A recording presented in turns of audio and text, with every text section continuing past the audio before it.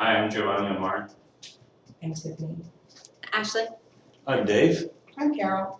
Today we're going to talk about the basics of DUI enforcement. The National Highway Traffic Safety Administration did a study in 2018 saying that there was one traffic fatality for every 48 minutes in the year 2017. In 2018, there was an article written by Charles Radman of the Miami Herald saying that there was a 31% decrease of DUIs from 2013 to 2015. Around that time frame, Uber and Lyft became pretty popular in Miami. So they're saying there's a correlation between ride-sharing apps and a decrease in DUI enforcement. There was also a 2002 study done by Dr. Marceline Burns and a sergeant from Pinellas County Sheriff's Office saying that field sobriety exercises are 90% or greater accurate when they're done properly. So today I'm going to discuss what an officer goes through from the beginning of contact with the DUI driver to the end, or suspected DUI driver. So basically, let's say there's a vehicle driving down the road. The DUI investigation starts right away. There are officers looking for driving patterns. Is the vehicle driving too fast, too slow, weaving in and out of traffic, failing to maintain a single lane? If the officer observes those violations, or driving at night without any headlights, that's a big one, they'll make the traffic stop. So as the officer approaches the car, they already start taking notes in their head. The driver rolls the window down, the officer speaks to the traffic violator and says, hey, what's going on, are you okay? Are there any medical issues that are causing you to drive like this?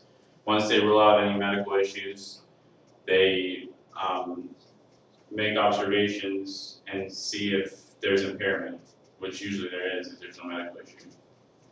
So they'll try to get the driver to speak. Once they get the driver to speak, they can say, okay, I smell an odor of alcohol coming from their breath. So that's one indicator. They'll ask them for license, registration, insurance. Most people keep these documents pretty close by. You'll have people going through their wallet and pass up their license 2 or 3 times and hand you a credit card.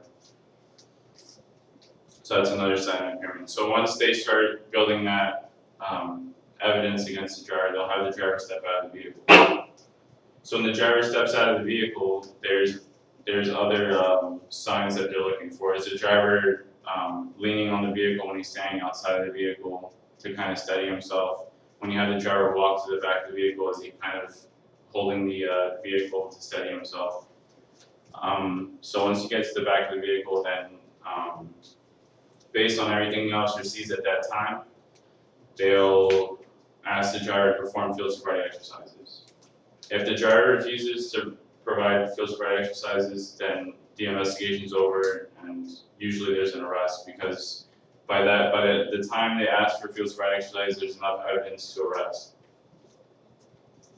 So the driver, let's say the driver does consent to field sobriety exercises. There's 3 that are standardized by the National Highway Traffic Safety Administration. They're the horizontal gaze nystagmus, which is known as the HGN, which is where you follow the pen with your eyes. There's the walk and turn exercise and the one leg stand. So when the officer goes through each exercise, he has a set of instructions he's supposed to follow. And the DUIs are supposed to be done in that order: HGN, walk and turn, one leg stand, because it's standardized. So for the HGN, it's basically the officer has the violator stand there with his arms down at the side. He removes any glasses that he may be wearing, and the officer has him follow the top of his pen with his eyes and his eyes only. A lot of intoxicated subjects will move their head instead of following with their eyes. So what the officer is looking for is a lack of smooth pursuit. It's supposed to come across nice and smooth, and usually when you're drunk, it'll be chopped.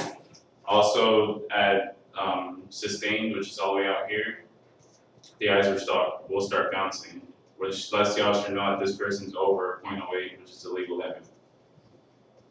If there's an onset before 45 degrees, before you get to the end, if it's already bouncing by then, then they're over 0.15, which is almost over double the limit. So after that exercise, you have the walk and turn, which is a famous one that people see on TV all the time, where they have you walk in a straight line. For that exercise, the officer has a person stand with their left foot on the line, right foot in front of it, touching heel to toe with their arms down at their sides. So while the officer is explaining instructions, they're looking at the violator and seeing that, making sure they're still on the line in that position while they're giving them instructions. It's very hard for someone that's intoxicated to focus on multiple things at the same time. That's why there's so many instructions in these exercises.